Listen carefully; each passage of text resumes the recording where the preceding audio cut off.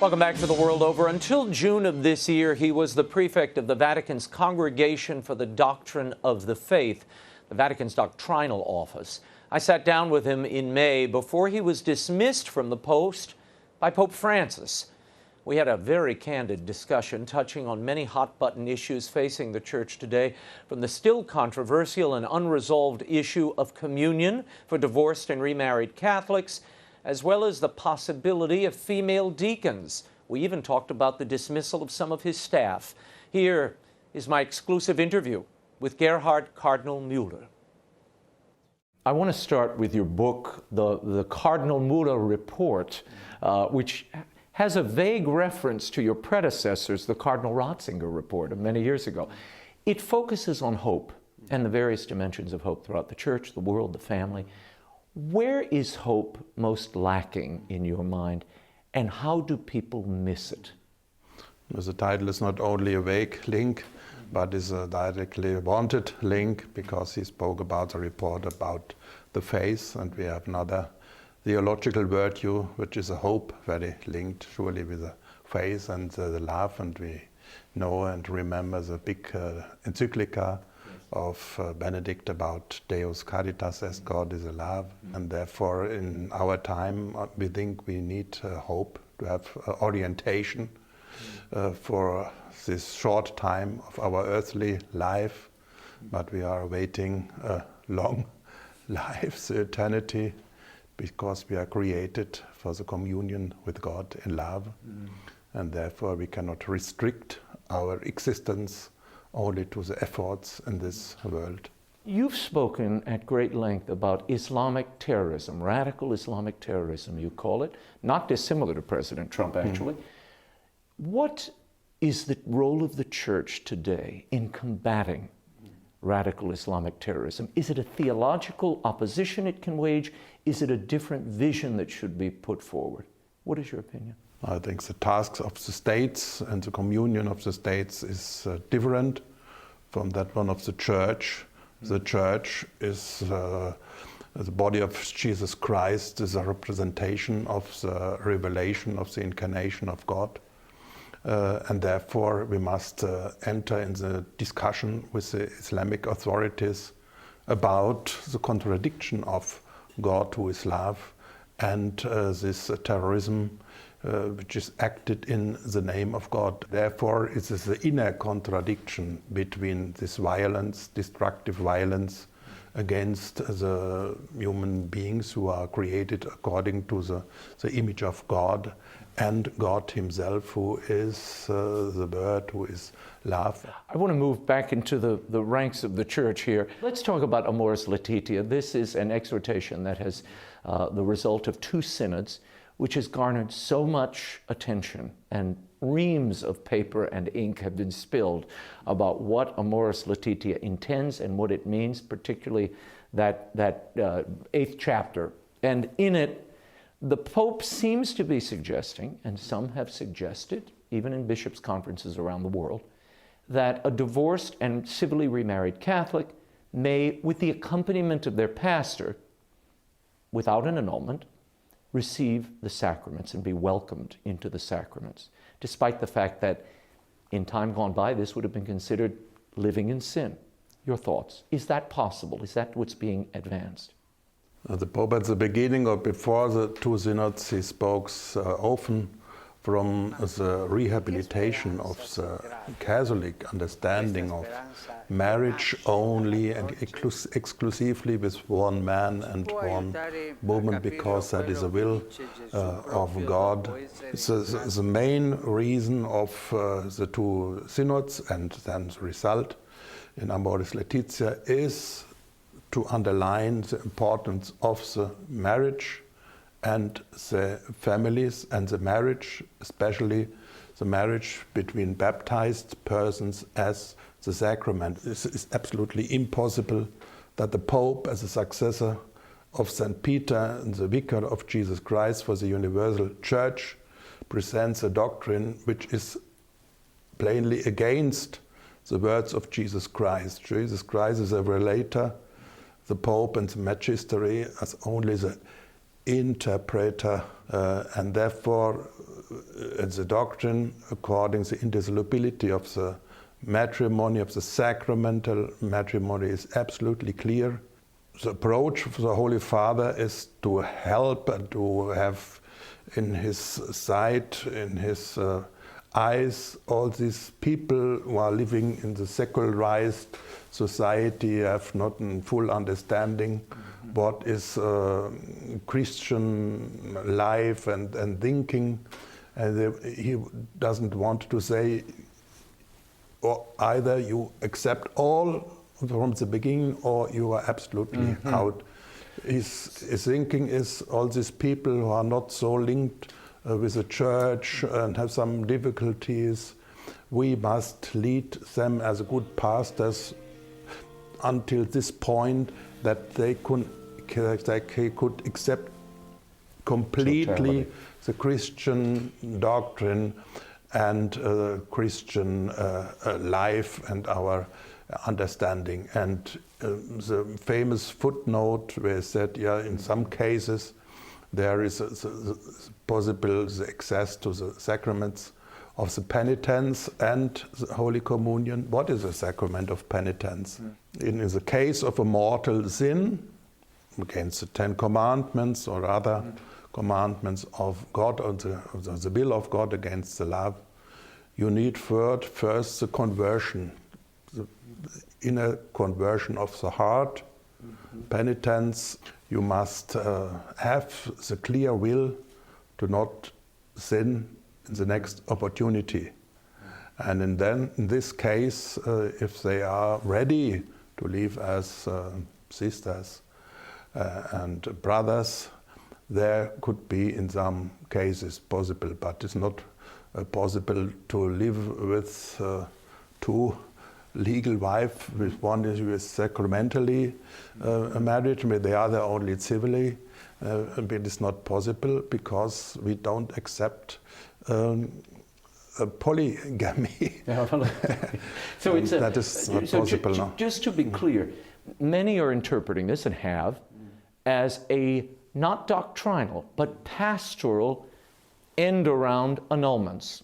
So by being pastorally open to these people, you can somehow avoid annulments and still get to the sacrament with your civilly married wife or husband. I criticized all the time this thinking or this opposition to let the doctrine as it is and to surpass it with a pastoral is not Catholic thinking, because for us dogmatic and pastoral is the same thing.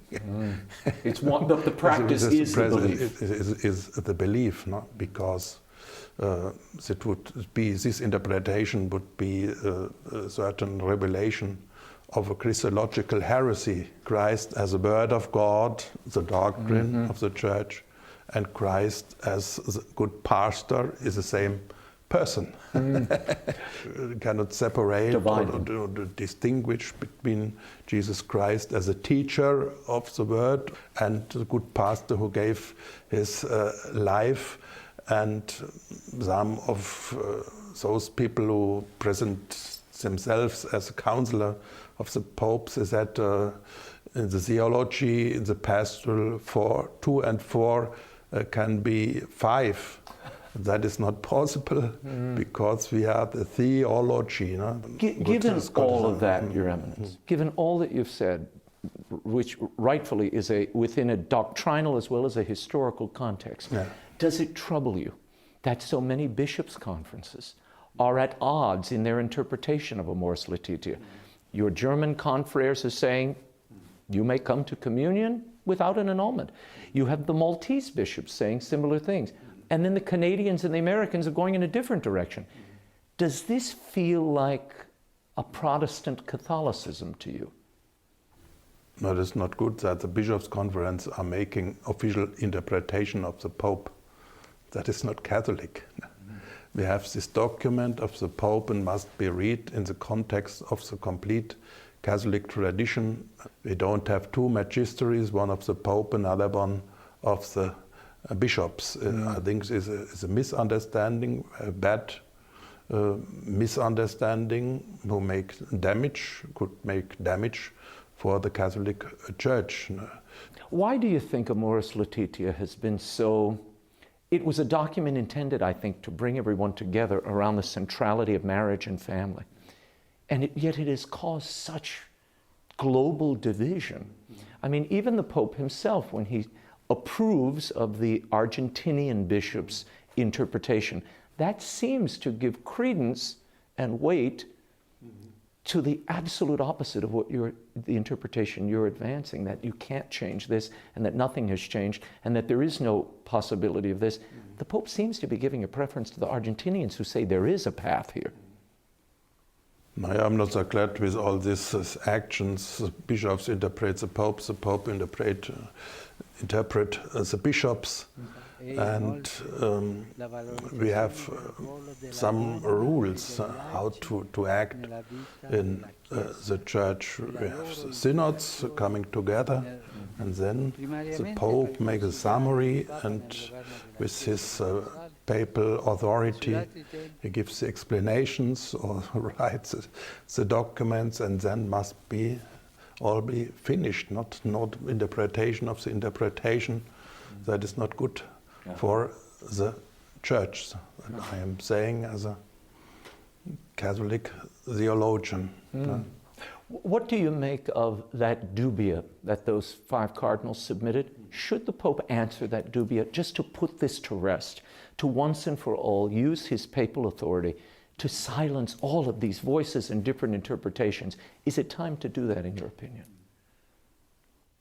The one thing is the content of this dubia, the legitimate questions to the Pope. The other point is that this came out and was a public discussion and tensions between Pope and some cardinals. That is not good in our world of the mass media. Our enemies are glad of the church, to see the church in a certain confusion as prefect.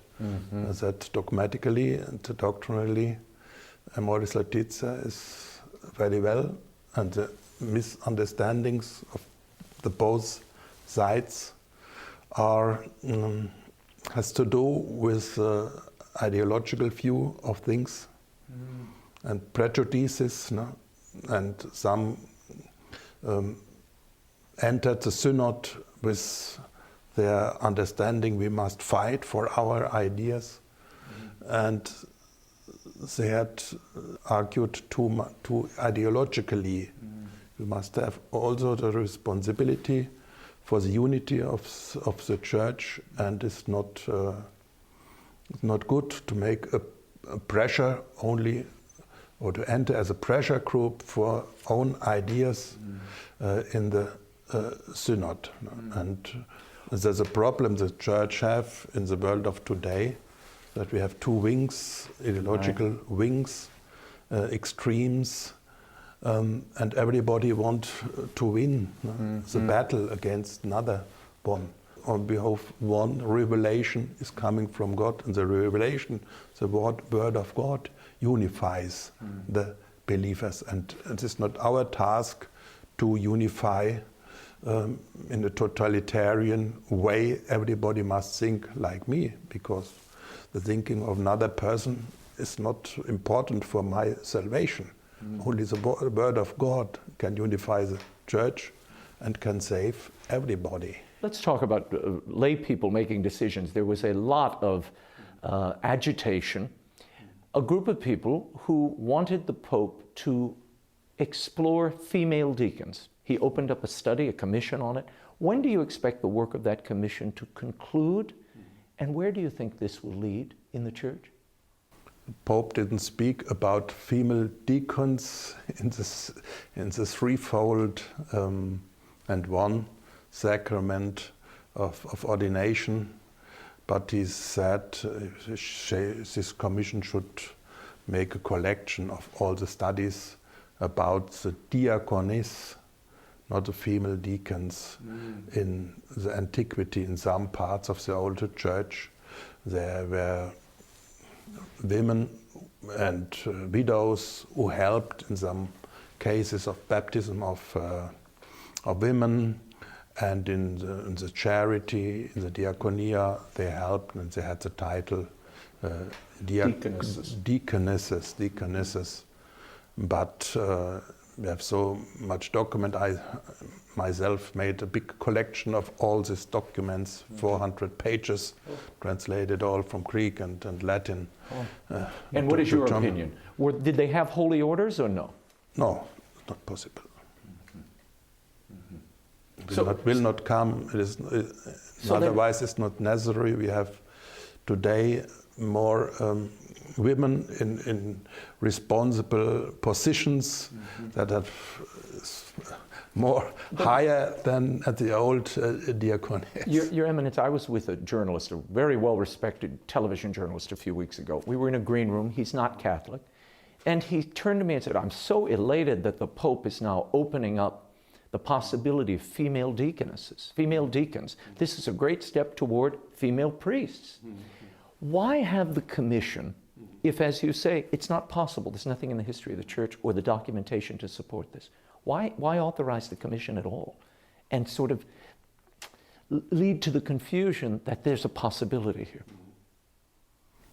Pope Francis denied the possibility of female deacons, but he said we could study the old documents for having some inspirations how to promote the engagement of women in the Church of today, and some charges which are not sacramental charges. We have so much women, Catholic women, and important and famous women who are in charge as professors of the theology, or in other cases directors of Catholic schools, television and networks, teachers, and all this and all this responsibility we have for the world together. But I think also people outside of the Church, they don't understand the mission of the Church. This has nothing to do with, is not an example for the general emancipation of women.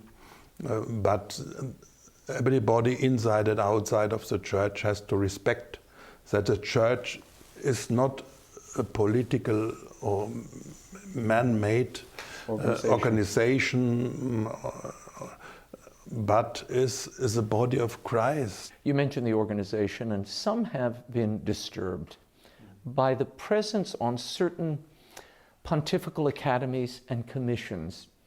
In recent days, there have been invited to these commissions people like Paul Ehrlich, who wrote a book called The Population Bomb, that basically calls for the extermination of people to help the planet.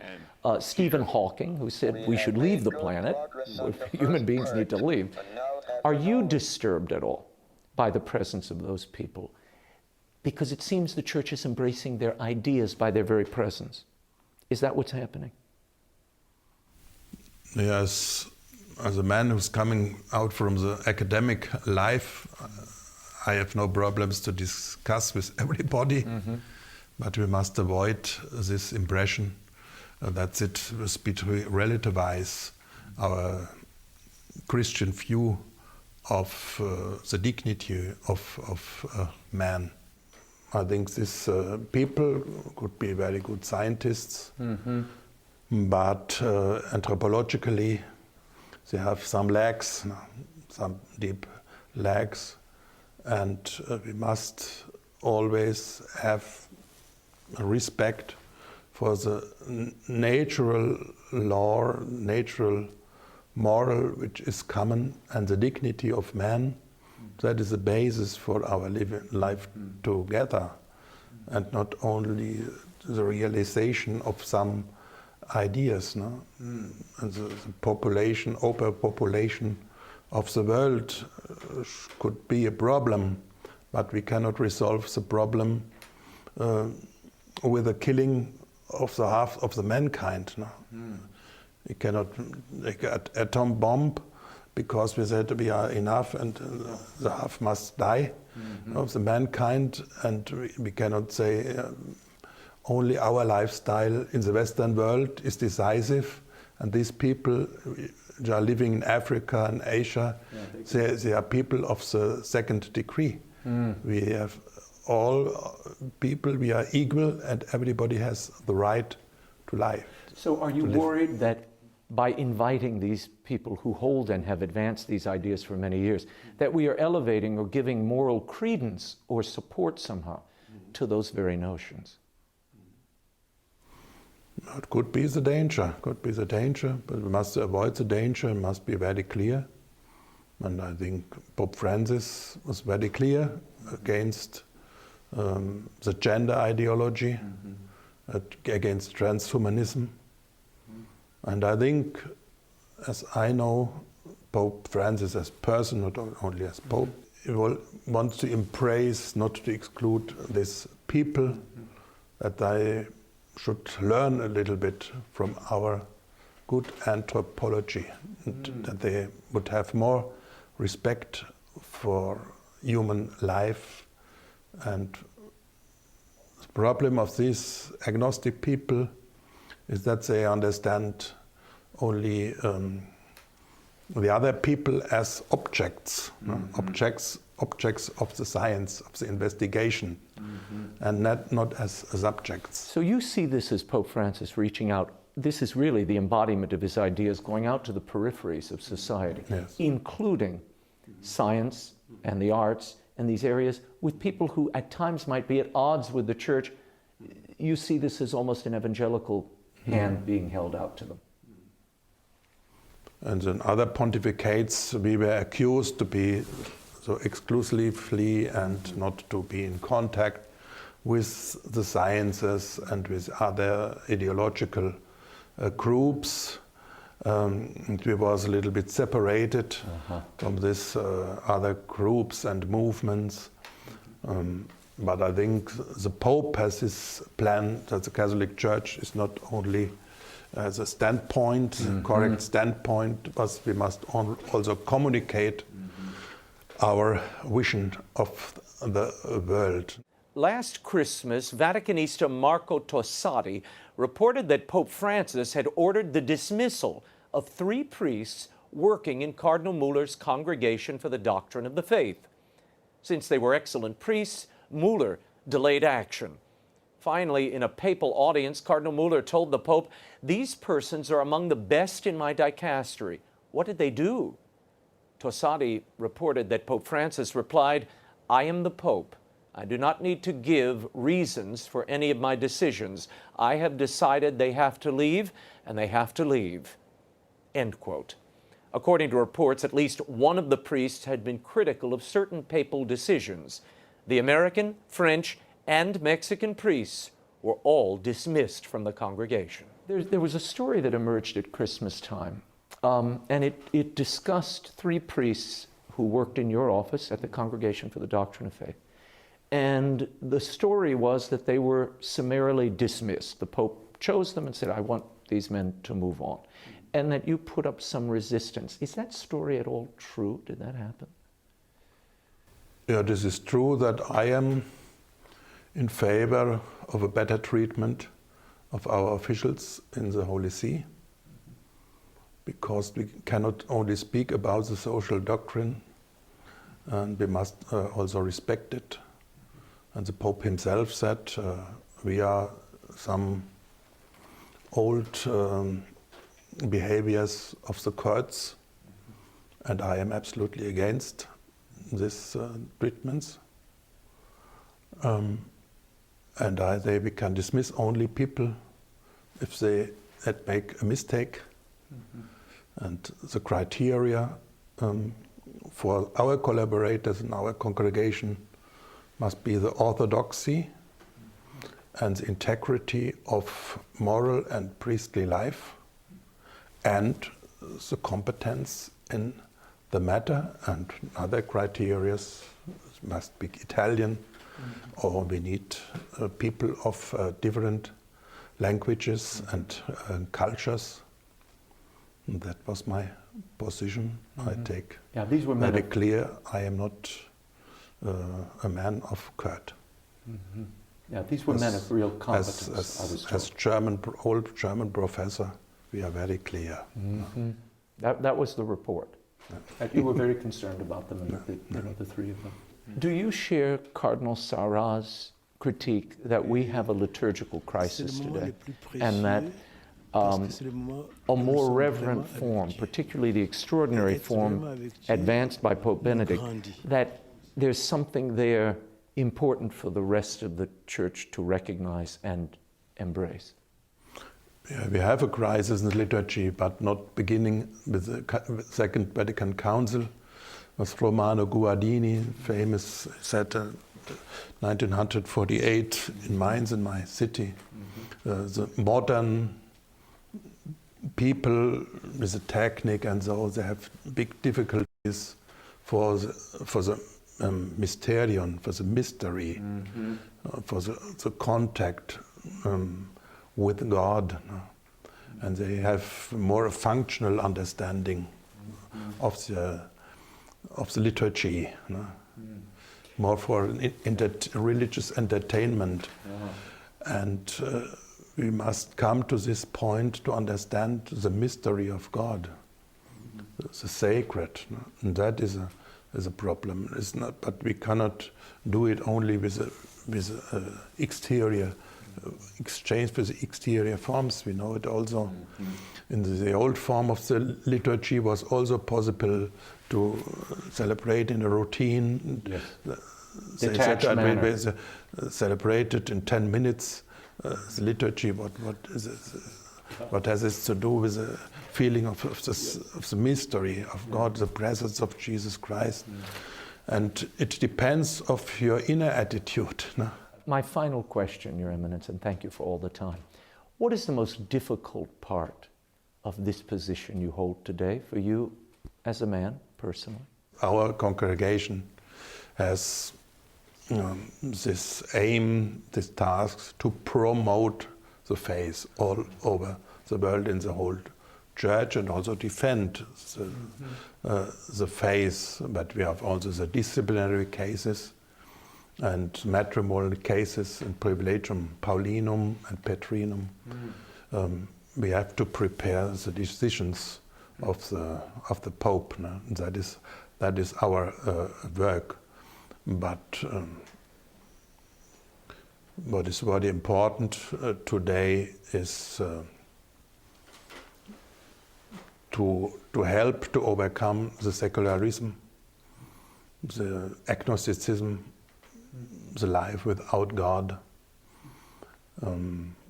because we have so much people in our Western world coming out from Christian traditions who are thinking, oh, Catholic faith, Christian faith is very retreated and back on the old times. We are not up to date and all of these things, prejudices. But I think this is our conviction that exactly from the gospel we have the answers for the great questions of today. Is dealing with all of that, the clerical cases I know you deal with, the marriage cases, these big doctrinal issues that now have become the stuff of front-page newspapers, does the weight of that affect you personally? I mean, do you feel the weight of that office?